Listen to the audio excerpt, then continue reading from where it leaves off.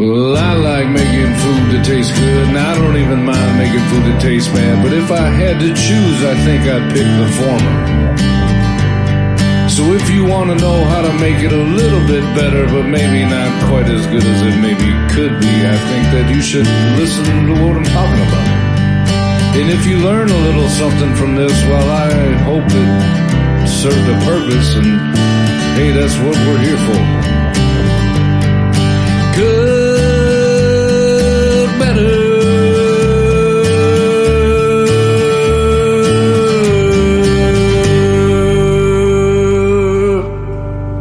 Nailed it.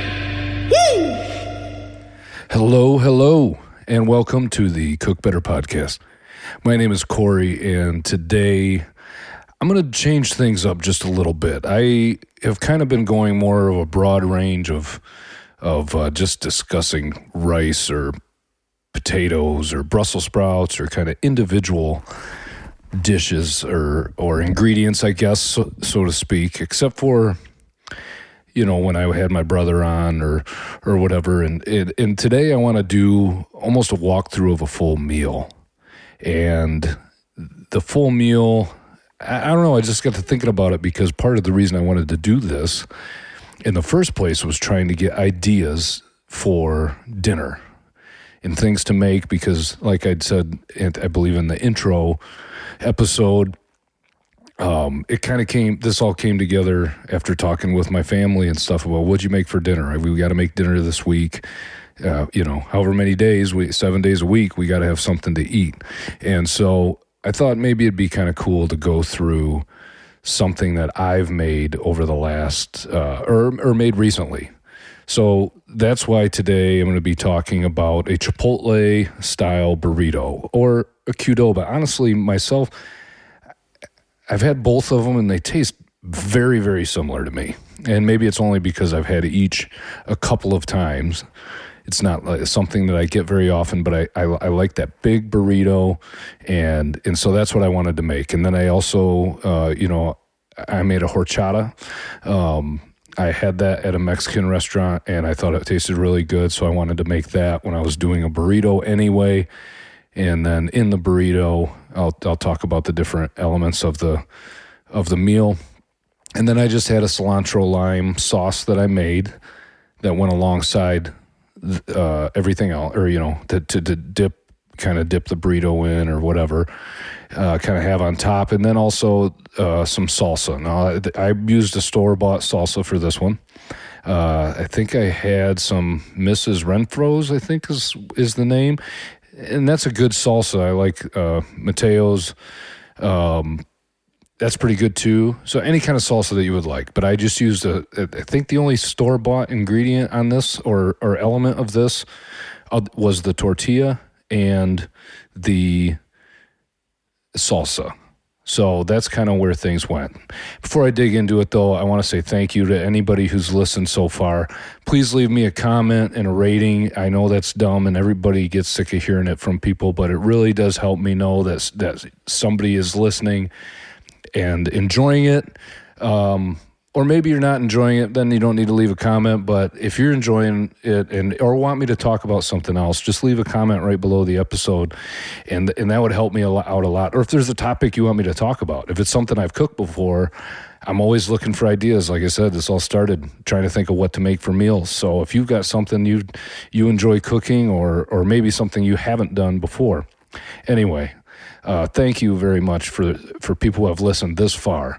But before I trail off too far, let's get into the meal. Like I said, I made a Chipotle-style burrito. I'm just going to go with Chipotle. I did what they would call a carne asada, just steak. I've been buying a lot of chicken lately, and there's a place locally called Otto's Chicken that I've been getting, and some episode I'll go into that, but it's good. I don't know what they do, to be perfectly transparent, but the chicken breast is the size that I think a chicken breast probably should be. It's not this basically a turkey breast like you'd get at a lot of supermarkets or stores or whatever, pumped full of water and all the other stuff. This is a place that I've been getting some clean chicken from. Anyway, I've been eating a lot of chicken lately, roasting a lot of chicken. I'm going to do a meal episode about that as well at some point. But this time, steak sounded really good. I like a chicken burrito too, but I wanted to go with some steak. I don't eat steak a lot. I do a lot of beef, so I guess, I'll have beef a lot, but steak's something that's not on the menu very often. And so that's kind of what I went with. And I liked like I started to say before, I like a Chipotle burrito or a Qdoba style burrito. I like that big burrito shell and a lot of fillings in there. You got a lot of things that would normally be on the side, more of a traditional Mexican burrito, are stuffed into the middle. So you're not getting rice on the side and beans on the side. They're jammed into this massive tortilla. And maybe there's some sort of situation in some area in Mexico where they would make something like this. I don't know. I've never been, but it'd be some sort of Grande burrito or something. And it is big. It is big, that's for sure. So, but I also like anything else, I like to have a lot of flavor, and I can't just go buy a packet of rice. I had a whole episode on rice, so obviously that's the way I make rice now, where I have the oil. And so I made this cilantro lime rice, and I believe that's something that you can get at Chipotle as an option. I think they have brown rice or cilantro lime. I guess I'm going to quit referring back to Chipotle or Qdoba. I think right now is where the comparisons end. I think you now know that's kind of the general idea. If you've ever been to one of those restaurants, you know the kind of the rough style of what I was aiming for. It's just a big burrito with a lot of stuff in it, and that will become clear as we continue forward. But I don't need to reference them all the time. So let's just move on. Like I said before, though, with a burrito, you got to start with a base. And the base, what your shell is, what you're wrapping it in, is going to be a tortilla. Now, with a burrito, you go with a flour tortilla. Corn is for tacos, and I have, I'd say 80% of the time now, when I make tacos, I make the tortillas, and I make corn tortillas, and I got a tortilla press, and I get the maseca is the masa, the cornmeal that I'll use. It's very simple. You mix it with a little bit of water until it feels kind of like Play-Doh. If you ever played with Play-Doh as a kid or whatever, you get to that kind of consistency, maybe a little bit more wet than that, and you form it into balls, put it in the tortilla press, flatten it out, and then make your tortillas on a pan. I am not, I've only ever made flour tortillas one time. I went this last week for the first time ever, and I'm so glad that I did. I went to the Supermercado Mexico, and that is something, it was really cool to be in. It's a Mexican supermarket, right? And there's just things in there there's not in a typical grocery store. This is designated as it's basically all Latin American food. So you have Mexican, and there's some stuff from Guatemala and Honduras and some South American places, but the bulk of it is Mexico. Obviously, it's in the name. And I've been wanting to go for a while, and it's someplace I drive by quite often as I'm working. And I finally swung in there, and I got to tell you, it's really cool. There's different vegetables in there, a lot of the same ones, but they have dried chilies, and there's so many dried chilies to pick from. And the prices are a lot better than I go to a local grocery store that's in kind of the 5-6 states area, and they have some dried chilies, but they're pretty pricey, and the selection isn't massive. It's getting better. I think all the international foods in this chain have been getting better, but there's not everything, and they have everything at the Mexican supermarket. Go figure. So I went there, and they also I bought my flour tortillas there, and I went there because I was looking for some lard to make some homemade flour tortillas. I have not done it yet. I will let you know when I do how that goes. The flour tortillas I made before, I used a Crisco, which is like a vegetable shortening, and lard is pork fat, rendered pork fat, and of course they add some stuff to it. It's really not good for you, but they add stuff to it, and then that you mix with the flour, an all-purpose flour, and then you make your flour tortilla. I bought the tortillas, and these were massive tortillas. Like I said, I'll update you when I actually make some real tortillas from scratch. But in the meantime, I bought the tortillas, and these ones, I think they had to be all of 16 inches across. I mean, usually a burrito one that you'd get from your normal supermarket, a burrito shell, I think is like 12 inches across, maybe 10 to 12 inches. And these had to be 16. They were massive for our Grande burritos that we're making here. And they were good tortillas rather. So I got some of that. I did get the lard. I used those in a few nights before making a refried bean recipe that was really good. But anyway, I got the burrito shells, the tortillas, and then I got some jalapeno. So the things that were in this burrito, I had cilantro lime rice. I had your tortilla. I used black beans. And then I had some fresh jalapeno cut up. We have white onion.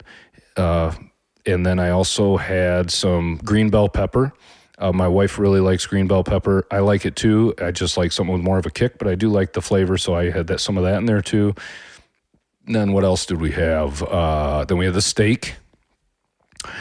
And cheese. That's the other thing that I got from the Mexican supermarket. I got Oaxacan cheese, and it's a really good melting cheese. It's a white cheese, and it just has a little bit different of a flavor. If you've ever been to a more authentic Mexican restaurant, a lot of them have that Oaxacan cheese, and that it's just got a different flavor to it. I don't know what to describe it. It's kind of like a mozzarella, but it's got a little more, maybe a little saltier or something, a little more tang to it. It's just different.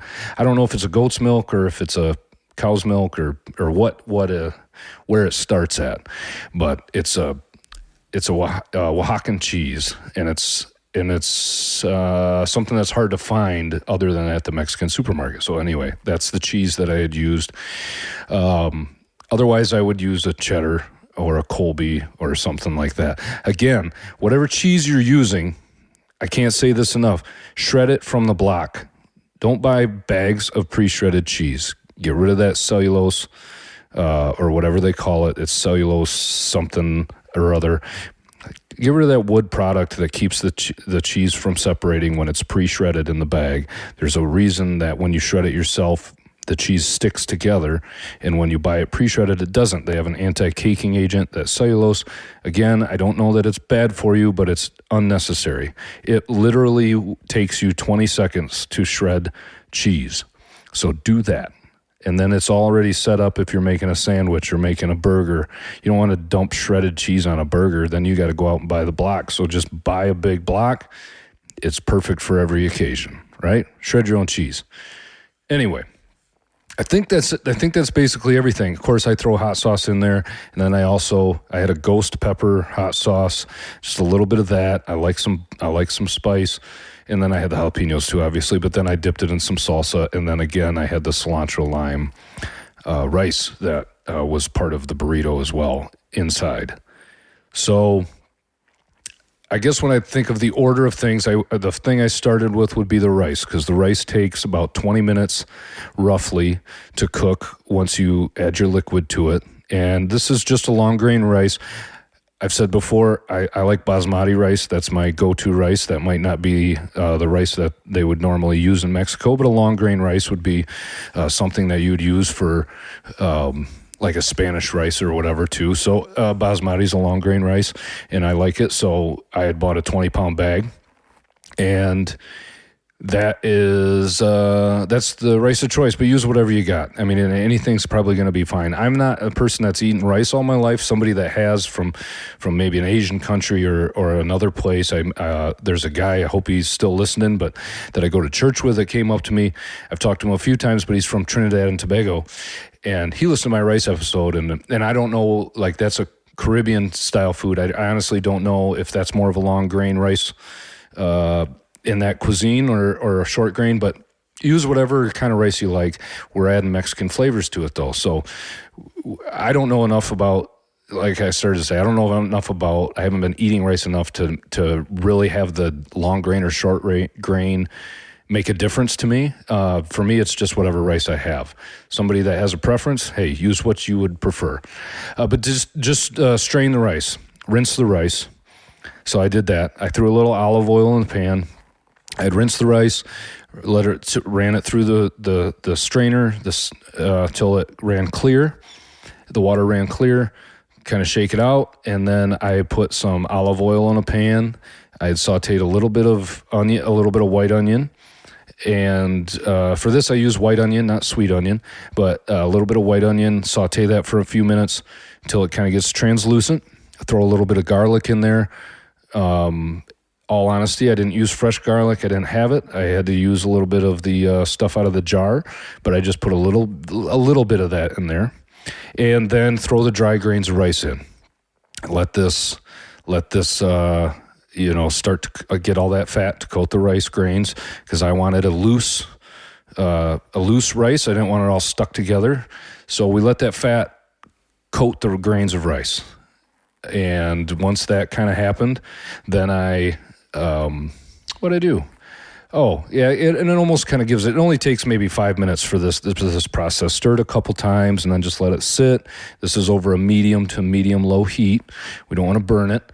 And then that just kind of gets that going. Meanwhile, while I'm kind of letting that sit and stirred during that 5 minutes, I took a bowl. I did 1 cup of dry rice, so I took a bowl and put 2 cups, just under 2 cups of water in it, and then I took a little bit of the chicken bouillon powder. It's a Knorr, pollo, something used, and I've seen at least in a lot of videos of Mexican cooking on YouTube and stuff that seems to be in a lot of that chicken bouillon.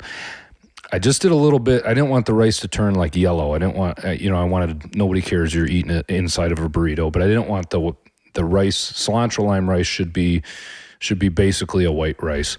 But I added a little bit of that chicken powder, like chicken bouillon powder, basically. Whisk that up in the water. As soon as that rice is coated with all that oil, you mix it around a few times. It's kind of got a little warmth to it, maybe a couple little toasted pieces. Dump that water in. It sizzles, bring that up to a simmer, and then I turn the heat down to low, and then let that sit. Like I said, that takes about 20 minutes or so once you have dumped the liquid in and bringing it up to a simmer. Now, I do want to say real quick, and I'll try to make it real quick. I know I'm not good at that, but I'll try to make it real quick. My Mexican rice, when I did the rice episode, I talked about a Spanish rice or the type of Mexican rice you'd get at a restaurant. Do that whole process, but before you put the rice in, you put the rice in, but when you do that chicken bouillon powder in the water, take a couple tablespoons of tomato paste and whisk that chicken bouillon and that rice, and that tomato paste in the water. That gives you a tomato flavored water, and then dump that in. That gives you that same process to begin with, a little olive oil and onion and garlic, and then you dump that in. You could maybe add some cumin, but that's how you get the restaurant type Spanish rice. I finally figured that out. I've been doing that for a few months now. I didn't give a good way to do it in the rice episode, but that's how you get that flavor and get the texture and everything that you would get at a Mexican restaurant. Anyway, making cilantro lime rice. So that's on the back burner. I didn't add any lime and any cilantro yet. It's just we're letting the rice grains cook, and we got it on low heat. Meanwhile, I'm as soon as that's done, basically I'm dumping the can. I bought a can of black beans. I do have some dried beans, black beans in the pantry. Those, if you're going to make them, you have to let them soak overnight, and it's a little bit longer of a process. And honestly, the canned beans taste really good. They're not quite as good for you. I think there is a little difference there, but I didn't have time, so I used a can of black beans. It's still black beans, a vegetable, and it's canned. I think it's still on the healthier end. But make them from dried beans if that's what you want to do, or if you've got them, or whatever, if you have the time, or think of it. My issue is really I have a hard time planning ahead. And so if I don't plan ahead, I'm not soaking beans the night before. And that's what happened here. But if I just dump the can in and then put it on a low flame, got that cooking, or just beginning to heat up. The beans are already cooked through. Those just got to get warmed up, right? So those are heating up. The rice is cooking. Boom, that's done. Now, I had bought some stir-fry steak from the grocery store. It was from the supermarket, and this is a cheaper way to go. I mean, ideally, I'd love to have like a ribeye or a porterhouse or something that I could slice up into real, it's real tender. It's got that fat marble through it and everything. But the reality is this steak is getting kind of pan-seared. I did it on a cast iron pan. I'm searing it quick, getting some caramelization, getting some browning, and that Maillard effect happening. And it's going to be quick, and I want a rip-roaring pan, and it's a quick sear so I don't overcook the steak. But the stir-fry cut of meat is fine. But use whatever beef you've got. Honestly, anything's going to work. If you're using a flank steak like you would do for fajitas or a strip steak or whatever you have, if you're cutting it from a big slab of meat, the only thing you want to do is cut against the grain, and that creates tenderness. If you cut with the grain, you're going to get a really tough piece of meat when you bite into it. So this stuff was like pre-cut. It was at the grocery store. It's cheap. Honestly, I got 2 pounds of this stir fry, or just under. I think it was just under, just about 1.5 pounds for like $7, which is in at least around where I'm at. That's dirt cheap. And where a ribeye, like just under a pound for a ribeye, is anywhere from $15 to $20. And so I got some cheap steak, really. But that worked great. I guess before I did the rice and the beans, the only thing I did do with the steak, I did like 4 hours ahead of time, I had used a fajita seasoning packet. And I put olive oil, put the meat in a bowl, all the strips of meat, and then I put olive oil, and then I threw some garlic, and then I threw fajita seasoning and just coated all that meat and put it in the refrigerator, and that sat in the refrigerator for about 4 hours roughly. Now, can you make your own fajita seasoning? Yes. And if I had orange juice, I would have put some orange juice in with the marinade. I didn't. I have these packets of seasonings for when I forget, or if I'm feeling lazy. This was one of those where I didn't really plan ahead to make fajitas. I had most of the ingredients in the house. So anyway, I used a packet. I'm sorry. I didn't make the seasoning from scratch. I prefer to mix all my own ingredients and add a little more. Honestly, this packet of fajita seasoning that I used was a little bit on the a little more citrus, which maybe had something to do when I make cilantro lime and rice and throw it in with it, and I'm getting some lime with the meat. That maybe it was a combination of things, but it was good. I mean, was it Kimber or some Kinder, or I don't know. Use whatever one you want if you've got it. That's one of those things where I'll get it. And if you don't have that, I mean, you can use taco seasoning, or you can just sear the meat and not have it marinate, or just marinate it in some Worcestershire sauce and some other, and maybe add some cumin and some chili pepper or chili powder or whatever, and some paprika and black pepper, and just make up your own steak seasoning. Whatever you have is going to taste good as when it's combined in a burrito. So I did do that. That was 4 hours ahead of time. anyway, I've got my meat cooking, I've got my rice cooking, I've got my beans heating up, and then I start cutting up. This is usually the time I've got 20 minutes before the rice is done, and that will stay warm for a while. So now I start prepping, cutting up the onion and the bell pepper and the jalapeno and the cilantro. And like I said, I made a cilantro lime sauce. So I cut up what did I cut up? Oh, the limes, because I was going to get juice from a lime. So at this point, I pulled the meat out of the refrigerator or whatever and let it sit on the counter for a minute in a bowl. But I made that cilantro lime sauce. Now, in total honesty, like I said, I like to try to make things authentic. I know maybe this doesn't sound like I was doing things authentic, but I do like to try to make things authentic. So when I was at that Mexican supermarket, I bought Mexican crema mexicana or whatever, and it's like sour cream. It's very similar. It does have a little bit different of a flavor, and I'm not going to lie to you, I prefer sour cream after having tasted both.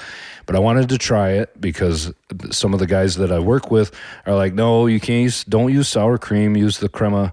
And so I tried it. And for me personally, I like sour cream. Now my brother, Nate, who has been on the podcast, he doesn't use sour cream or the Mexican crema. He uses Greek yogurt. And Greek yogurt is a great substitute for the sour cream or that Mexican crema. Now, he told me why. I asked him why. I think it's probiotic.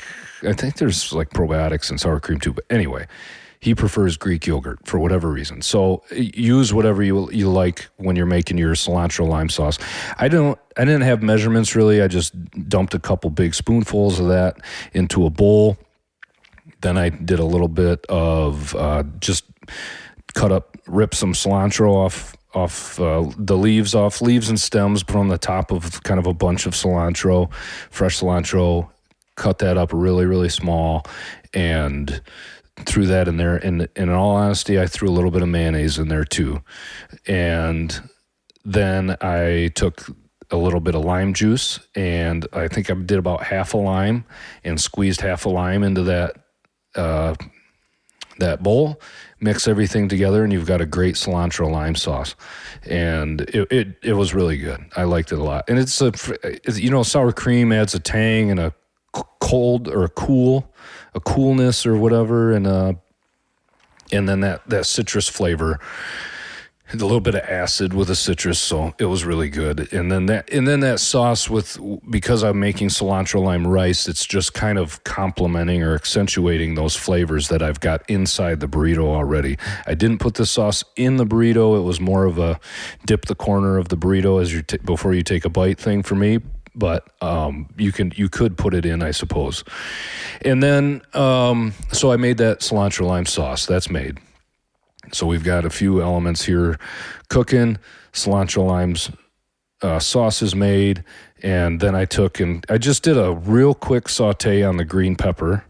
I didn't do any cook of any kind on the jalapenos. I like them raw or fresh or whatever, uncooked. But I threw a little quick cook on the green peppers, the bell pepper, because if you think of I know my wife likes a fajita type burrito, and she really likes the bell pepper. So the fresh, uncooked flavor of a bell pepper tastes really good. If you're going for more of a fajita style, that's going to be sauteed. So that's what I did with that.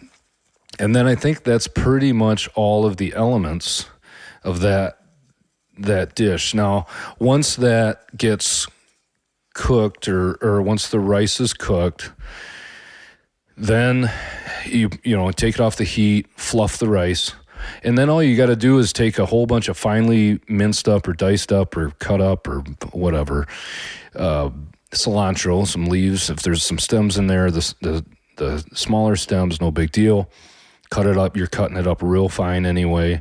Throw a good handful of that into the rice, and then I think I did 2 limes. If you got 1 lime, fine. If you don't have an actual lime and you got that lime juice that's in your refrigerator or whatever, use that. And but I had some fresh limes, so I squeezed those into there, and then just fluff it and boom, your rice is done. Mix it around, fluff it.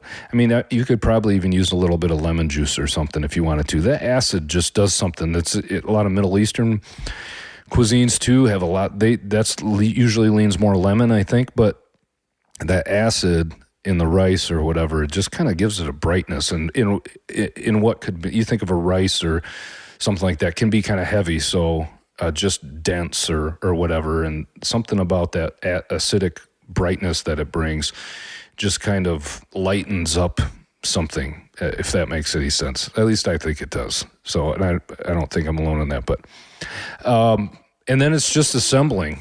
So, we're talking something fairly simple, but you put your burrito down, I keep saying burrito. I don't know what's going on here. You put your tortilla down, and then I take it. It's beautiful when you've got a huge shell like that, because you can just take a big scoop of rice, and I throw a big scoop of rice down, and then put some black beans down. And then I put the Oaxacan cheese, if you've never seen it, kind of comes in a ball, and you almost kind of peel it apart. Now, you can shred it, definitely. Why couldn't you? But I just kind of peeled chunks off and set them on there. And I set that on top of the rice and beans, because after that, I didn't even talk about it. I knew I was going to miss something. The meat. I kind of briefly mentioned it. I just did it in a cast iron pan on the stove.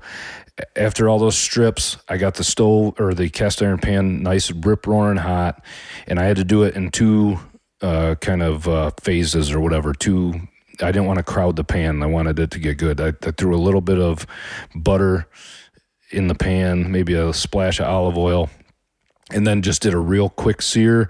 Waited it didn't take long. It was maybe 20, 30 seconds at most per side. We're talking 1/2 inch by 2 inch strips of steak. So get them nice and caramelized or browned, a little char on there. And then that was how I cooked that steak. And then I threw them on the cutting board and diced them up, kind of like Chipotle would. I mentioned them again. Man, I just threw them on the cutting board and cut them into little 1/2 inch by 1/2 inch pieces. So I didn't need big, huge, nothing worse than when you bite into a burrito and then you pull your mouth away or pull the burrito away from your mouth and you get food dragging out. And that's why my shirts look like garbage. That's why I wear a lot of black, because I make a mess on myself when I eat. But yeah, so I cut it into small pieces. It's just easier to chew. And I want to keep. For me, I don't want to, if I'm pulling that steak out, then I'm going to finish chewing on it, and then my next bite isn't going to have as much meat because I just pulled a big chunk of meat out. So it's easier to distribute with smaller pieces, in my opinion. So that's what I did. I cut them into 1/2 inch by 1/2 inch chunks, basically. But I have so I got my rice, I got my black beans, and then I throw my Oaxaca cheese on, or if any kind of cheese, whatever you want to use, cheddar's fine or Colby or whatever, and throw that on there.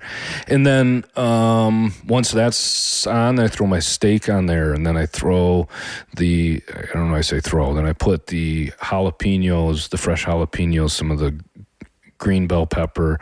I like, or raw jalapenos rather, and then the raw white onion. I like the crunch of a raw white onion, and I like the bite that it has in a burrito or on a taco, something a little bit more than just you cook it, it gets soft, and it gets and onions get sweet, and I just like that. I just like them raw. So I had that, and then a little bit more fresh cilantro leaves, and then I think that hits pretty much everything. And then roll it up. And if you don't know how to roll a burrito shell, I can't. It's hard to audio. Whatever, flip the thing forward, pull it back, bring the sides in, and roll away from you, and then that's how you do the burrito. I then, after I had made up the burritos, rolled them up in tin foil. I forgot to mention, but I had preheated the oven to 350. Roll them up in tin foil, and then I just set them in the oven for 5-10 minutes. And that was kind of to help the cheese melt too, obviously, to get that cheese to fully melt. And there's something with wrapping anything in tin foil, because that tin foil doesn't let any steam leave, and there's not a ton of liquid elements after cooking, but there is still something in there, and it's just like a ballpark hot dog. If you ever been to a major, any baseball game, and you get a hot dog. They come wrapped in foil, and you can just eat the hot dog plain on the bun, and they taste awesome, and they're kind of steamed, and wrapping anything in tinfoil just gives it a softer texture. Anyway, that's the way I like my burrito. So I wrap it in tinfoil, throw it in the oven for a few minutes. Now, I think that's we got our cilantro lime sauce, and then, you eat that. I had to cut it in half, kind of on a diagonal, and just to be able to handle the thing because it was so big, but it was great. And then I had food I had another burrito left for the next day, and so good. So good. The cilantro lime sauce, if you've never tried it, I would recommend it. It's fantastic. Another bright, just a bright, and something different than just sour cream or Mexican crema, if that's what you like. It's just a little bit different. And you don't have to use the mayonnaise in there. You can keep it real simple. Just mix a little cilantro and a little lime juice in with sour cream or the crema, and it's really good. And then salsa. And salsa is all personal preference. I've made some good, really good salsas from scratch. I didn't do that this time. I didn't have fresh tomatoes and everything, and so that didn't happen. But there are some good store-bought options out there. And so use whatever salsa you like, or in the case of my kids or whatever, use an Ortega. If you got something you like, use what you like. I mean, at the end of the day, I want my kids to eat the food, and this is going to be healthier still, even though all of these things here that I'm talking about aren't, it's not necessarily health food, but it's still better than fast food. And I know that's not a very high bar to set for myself, but it's a realistic bar, I think, in all honesty. And that, at the end of the day, when I look at what I made, I was like, was it better than fast food? Yeah, good. And honestly, in this case, it was actually cheaper. I did the math on everything. I've started to do that, and it's not necessarily a cheap meal, but because I got the steak relatively cheap, and then I broke down the quantities that I used of everything and compared them with the prices. This meal cost for 4 people in the quantities I talked about. This was enough food plus an extra burrito that I had for the next day, and my kids only ate half of their burritos. So it was at minimum a full meal for 4 people, and it was $21. And to put that in perspective, a Happy Meal from McDonald's costs over $5, and an adult meal of any kind usually costs between $12 to $14, depending on the size drink you get or French fries, and it's garbage food. And so, I mean, I saved. Now, I did spend a good hour in the kitchen, hour and a half, but it's still, it's still saving $10, and I know these ingredients. I mean, minimal preservatives, if any. I don't know what went into the beef when the cows were raised. I didn't get it from a local farmer or whatever, and there may have been a little preservative in the black beans, and maybe possibly something in the tortilla. But other than that, I mean, this is all fresh vegetables, and then we had rice or whatever. So this is, relatively healthy. But when you eat a 2-pound burrito, no matter how healthy it is, it's probably going overboard a little bit. Now, you can change things up with this. Obviously, like I said, you do chicken. You can do more of a queso, more of a cheese sauce rather than, if you're going for more of options you would have at a restaurant. You could use refried beans instead of black beans. And I love refried beans, and I would use them inside a burrito like this. Refried beans are more involved because I don't like just the refried beans straight out of the can. Of course, I like to doctor them up a little bit of, I'll go into that some other time. But so anyway, make your burrito in the way that you like it. If you're like my kids, really, you just like a little bit of the rice and cheese and meat, and that's it. So, do what you want. And it was just a good meal. And it maybe took me, I say an hour. It was probably close to an hour. This meal. And when we were talking about health things, I got to tell you real quick about something I found, and millions of people, I think, if I looked at the at Google Play Store or the App Store or whatever. Yuka, Y-U-K-A. It's an app. And if you look at this thing, you can scan food and cosmetic products and everything, and it'll give you a score 1 through 100 of what this food is, what this is it healthy for you? And if it says it's not, if it's got some bad things, it'll say preservatives, or it's got certain things in it. And so maybe it's something that you can use, and I plan on using it when if I'm trying to pick something at the grocery store. You can just scan it, and it'll tell you, maybe. And then it has recommendations, like if you scanned a salsa. I did that with it. This salsa, no, it's bad. It's got a ton of sodium.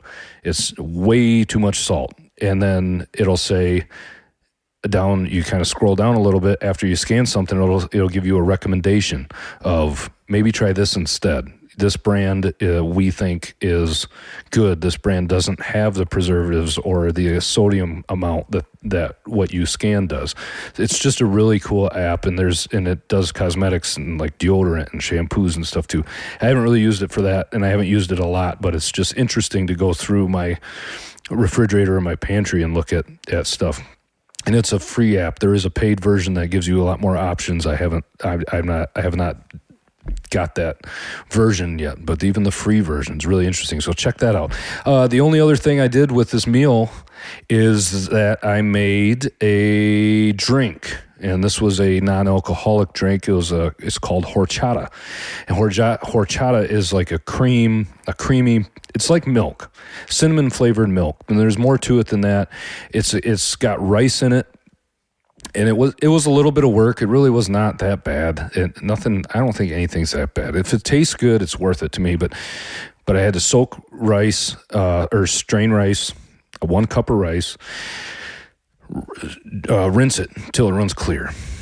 And then you just put that in a bowl of warm water. I think it was like 4 cups of water. Dump the dry rice in just a bowl of warm water. And then I had 3 cinnamon sticks that I threw in there. And then you take that, put that in your refrigerator. You let that sit for 4 hours or overnight. And once it, what am I trying to say here? Once it sat for that, you take it out, and then you take the cinnamon sticks out. You maybe can leave a couple chunks in there if something, a little piece broke off, no big deal. Run it through, put it in the blender. You might have to do it in a couple batches, but you blend it until you puree it. You want it super smooth. And then you run that through a strainer or a cheesecloth and to kind of get the solids out, but you let that liquid run through into a pitcher or whatever that you're going to mix everything into a drink pitcher. I don't know how to say that, if I'm saying that word properly. And then once you got that done, now you've strained kind of the solids out of it. You've got like a rice-flavored, cinnamon-flavored water. And then I put a can of sweetened condensed milk and a can of evaporated milk in there and mix that all up. And you can do a little sugar if you want, or you can add a little heavy cream if you want a little more creamy, or you can add even some ground cinnamon if you want more. But I just threw that in there, and then I threw a couple more. I like the cinnamon flavor a little stronger, so I threw a couple of cinnamon sticks in there. And it tasted, and then that's kind of the drink. I might be missing an ingredient, but you can look up an actual recipe anyway if you want to make it. I would recommend it. It's really good. It's refreshing. It's served over ice. Definitely something that you want to have cold, in my opinion. Very good. The only downside to it, and this is because of the way of the food I've had in my past. If you're wondering what flavor it takes, and I'm almost worried to say this, but it's a cinnamon and it's milk and it's whatever. It instantly reminded me kind of the milk that's left over if you have a bowl of Cinnamon Toast Crunch cereal. And that is not something kind or nice to say about something about this drink, but that's kind of the flavor. It's sweet, it's cinnamon, it's milk, it's creamy. or whatever. And then I was telling my brother Nate about it the next day at work, and I was like, yeah, it was really good drink. It was, it's refreshing. And it's wintertime here. Literally, I think the day it was barely over 10 degrees the day I had it, but still, it was kind of nice. It was something different. And I said, it'd be good. It'd make a good, a drink with some alcohol in it or something like that too. I don't know what kind of alcohol would go good with it. And Nate said, well, have you ever tried rum chata? And I said, no, but that makes sense that horchata with rum in it would be why there's bottles on shelves that are called rum chata. But anyway, I've never had rum chata, but if you've had, this is like where that came from apparently, and the non-alcoholic version is very good. Anyway, just something that's I've had it and I've seen it before at Mexican restaurants or taquerias or whatever, and so I wanted to try it because I was making burritos and had some somewhat Mexican theme going on, and my kids liked it or said they liked it. They didn't drink a lot of it, but it's something to try if you're looking for a different drink or if you're making a themed dinner type thing and you just need something that fits the theme. Try that. Anyway, I think I covered everything. I hope I didn't miss anything. I probably did, but that's okay. So if you're looking for a good meal idea, make a burrito. Everybody's had a burrito for the most part. And this is just, like I said, a style burrito that I've had and I've bought before. And I think if I were to go to, here I'm going to say it again, Chipotle or Qdoba now and buy this burrito, per burrito, it's like $10 to $12 per burrito. So it's a big cost savings to do it yourself and make it yourself. It's cleaner, whatever. It's all the things I'm looking for, and I'm always looking to make a different type of food. Like I said, I like to go to a restaurant and try the food that they have and say, how can I make this myself at home where I can control the types of ingredients that I'm putting into the food instead of hoping that the big corporation is looking out for my best interests. I don't think that happens. And I hope you don't think it does either. But hey, I just like cooking, right? I want to learn to cook better. I want to make food better. And this was great. Honestly, if the people at the restaurant handed me this, I would have thought it was at the bare minimum made by them. It tasted just as good, if not better, than what I would get there. So, and I didn't have to pay extra for a little tablespoon of sour cream or the cilantro lime sauce. So, throw some avocado on there, make some guacamole, do whatever. But I hope this gave you an idea. That's what I want to do. This was just something, again, just a little different than the episodes I've done prior. I'll do more of these individual full meals. Not necessarily a recipe, but I hope talking through and just giving you the ingredients just maybe gave you some ideas of what you can make for dinner next time you want to lean towards something with a little bit of a Mexican theme to it. That's what I'd go for. But anyway, thanks for listening. Please email, comment. Let me know what you think, and give me ideas on maybe something you like to do. Maybe you want to seal that burrito, throw it on back in the pan to kind of seal it shut and make it more of a brown both sides of the tortilla to get more of just a different texture to the overall burrito. I've done that before too. So the Cook Better Podcast at gmail.com. Let me know. Thanks for listening, and I appreciate it. I'll see you next time.